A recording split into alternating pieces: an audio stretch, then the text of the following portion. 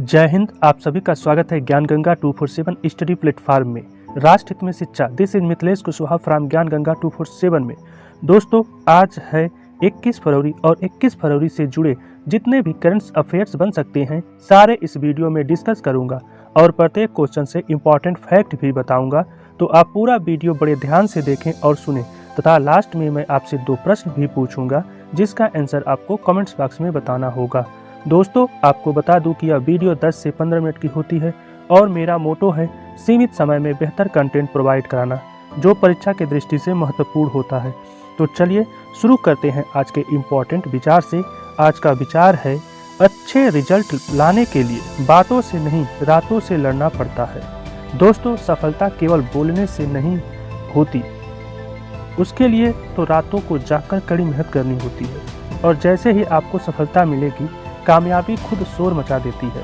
तो आप केवल और केवल अपने गोल पर फोकस कीजिए। आपका केवल यही ध्येय होना चाहिए। तो चलिए शुरू करते हैं पहले प्रश्न से।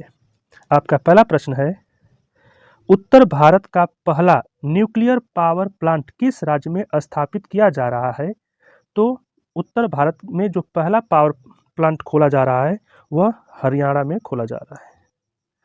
दोस्तों, उत्तर भारत का पहला न्यूक्लियर पावर प्लांट हरियाणा के गोरखपुर शहर में तैयार किया जा रहा है। परमाणु ऊर्जा विभाग के अनुसार गोरखपुर हरियाणा विद्युत प्रोजेक्ट के तहत 700 मेगावाट क्षमता की 2 यूनिट्स है। अच्छा, और भी भारत में जो पहले न्यूक्लियर पावर प्लांट्स खोले जा चुके हैं उसे देख लेते हैं। तारापुर प्रचालक कौन सी है? Nuclear power corporation of India limited, Maharashtra में। दूसरा है रावत भाटा, यह राजस्थान में है। तीसरा है कुडनकुलम, तमिलनाडु में। चौथा कैंगा, कर्नाटक में। पांचवा काकरापार, गुजरात में। और छठवां है कलपक्कम, तमिलनाडु। और सातवां उत्तर प्रदेश के नरोरा में स्थित है। दोस्तों, बात हो रही है हरियाणा की। तो हरियाणा की राजधानी चंडीगढ़। इसकी स्थापना 1 नवंबर 1966 को हुई थी। इसके राज्यपाल है बंडारू दत्ता और सीएम है मनोहर लाल खट्टर। भारत की पहली हैवी हब गुरुग्राम हरियाणा में स्थापित की गई थी। देश का पहला ग्रेन अनाज एटीएम गुरुग्राम हरियाणा में ही स्थित है। नेक्स्ट क्वेश्चन है, यूनिसेफ इंडिया किसे अपना नेशनल ब्रांड एम्बेसडर नियुक्त किया है? तो यूनिसेफ इंडिया ने आयुष्मान खुराना को अपना ब्रांड एम्बेसडर नियुक्त किया है। दोस्तों, यूनिसेफ इंडिया भारत के सभी बच्चों के लिए स्वास्थ्य, पोषण, जल एवं स्वच्छता, शिक्षा और बाल सुरक्षा के क्षेत्र में बने रहने और आगे बढ़ने के लिए विभिन्न व्यवसायों या लोगों के व्यक्तिगत वित्तीय सहयोग पर निर्भर कराता है। दोस्तों, 1946 में विश्व स्तर पर यूनिसेफ और भारत में 1948 में स्थापित किए गए। यूनिसेफ को संयुक्त राष्ट्र की एकमात्र ऐसी एजेंसी घोषित किया गया है जिसे संयुक्त राष्ट्र सचिवालय से योगदान प्राप्त नहीं होता है। आपका अगला प्रश्न है,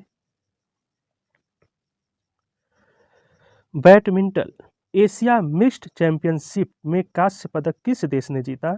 तो badminton Asia mixed team championship की जो कांस्य पदक है वो अपना प्यारा देश भारत जीता है। तो गोल्ड कौन जीता है? चाइना ने।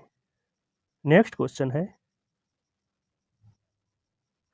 भारत उज्बेकिस्तान द्विवार्षिक सैन्य प्रशिक्षण अभ्यास डस्ट लीग 2023 का आयोजन किस राज्य में किया गया है?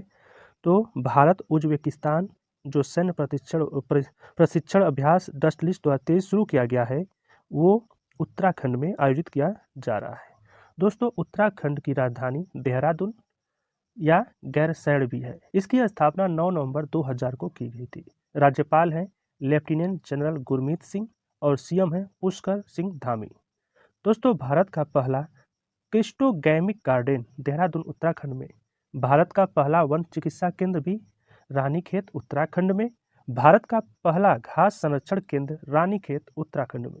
भारत का पहला एरोमेटिक गार्डन लाल कुआं हल्द्वानी उत्तराखंड में स्थित है। दोस्तों, आइए कुछ अन्य फैक्ट्स में जो पिछली वर्ष में सैनिक अभ्यास हुए थे, जैसे टाइगर ट्रंप युद्धाभ्यास भारत और अमेरिका के बीच हुआ था। यह पिछली बार आंध्र प्रदेश के विशाखापट्टनम और काकीनाडा में चला। दूसरा है वज्र प्रहार, भारत और अमेरिका के ही बीच चला। 2022 में यह बकलो हिमाचल प्रदेश में हुआ। युद्ध अभ्यास 2022 यह भारत और अमेरिका के बीच अक्टूबर 2022 में उत्तराखंड के औली में। सूर्य किरण युद्धाभ्यास भारत और नेपाल के बीच दिसंबर 2022 में इसका 16वां संस्करण साल झंडी नेपाल में आयोजित किया गया। गरुड़ भारत और फ्रांस के बीच नवंबर 2022 में जोधपुर में हुआ। वरुण भारत और फ्रांस के बीच 21वां संस्करण जनवरी 2023 में पश्चिमी तट पर आयोजित किया गया। शक्ति भारत और फ्रांस के बीच नवंबर 2021 में फेजम फ्रांस में आयोजित किया गया था। इंद्रधनुष भारत और ब्रिटेन के बीच 2020 में हिंडन वायु सेना स्टेशन गाजियाबाद में। अजय वारियर भारत और ब्रिटेन अक्टूबर 2021 में इसका 6वां संस्करण उत्तराखंड के चौबाटिया में हुआ था। कोकड़ युद्धाभ्यास यह युद्धाभ्यास भारत और ब्रिटेन के बीच 2021 में इंग्लिश चैनल ब्रिटेन में हुआ। और संप्रीति युद्धाभ्यास यह भारत और बांग्लादेश के बीच जून 2022 के जसोर सैन्य स्टेशन बांग्लादेश में आयोजित किया गया था। इन्हें भी याद रखेंगे। आपका अगला प्रश्न है, 5वां प्रश्न क्या बोल रहा है, इंटरनेशनल क्रिकेट में सबसे तेज 25,000 रन बनाने वाले दुनिया के पहले बल्लेबाज कौन बन गए हैं? तो इंटरनेशनल क्रिकेट में अब सचिन तेंदुलकर के बाद विराट कोहली 25,000 रन बनाने वाले दुनिया के पहले बल्लेबाज बन गए हैं। आपका अगला प्रश्न है, 6ठा, विश्व सामाजिक न्याय दिवस प्रतिवर्ष कब मनाया जाता है? तो अभी 20 फरवरी को विश्व सामाजिक न्याय दिवस मनाया गया। आइए फरवरी माह के कुछ अंतर्राष्ट्रीय और राष्ट्रीय घटनाक्रम को देख लेते हैं। तो आपका 2 फरवरी को विश्व आर्द्रभूमि दिवस मनाया जाता है। 4 फरवरी को विश्व कैंसर दिवस। 6 फरवरी को अंतर्राष्ट्रीय महिला जननांग विकृति के लिए जीरो टॉलरेंस दिवस। 10 फरवरी को राष्ट्रीय कृमि मुक्त दिवस। 11 फरवरी को विज्ञान में महिलाओं और लड़कियों का अंतर्राष्ट्रीय दिवस। 12 फरवरी को राष्ट्रीय उत्पादकता दिवस। 13 फरवरी को विश्व रेडियो दिवस और राष्ट्रीय महिला दिवस। 15 फरवरी को राष्ट्रीय चाइल्डहुड कैंसर दिवस। 20 फरवरी को सामाजिक न्याय का विश्व दिवस। 21 फरवरी को अंतर्राष्ट्रीय मातृभाषा दिवस। 24 फरवरी को केंद्रीय उत्पाद शुल्क दिवस। 27 फरवरी को विश्व एनजीओ दिवस और 28 फरवरी को राष्ट्रीय विज्ञान दिवस और दुर्लभ रोग दिवस मनाया जाता है। नेक्स्ट क्वेश्चन है आपका,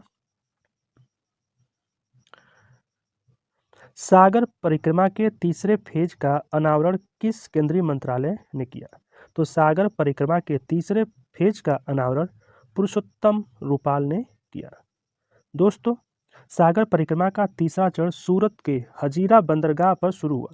केंद्रीय मंत्री पुरुषोत्तम रूपाल ने मछुआरों के मुद्दों को हल करने के उद्देश्य से सागर परिक्रमा का अनावरण किया। यह मछुआरे सहित मत्स्य पालन के सभी अधिकार के साथ सीधा संवाद स्थापित करने का एक मंच है।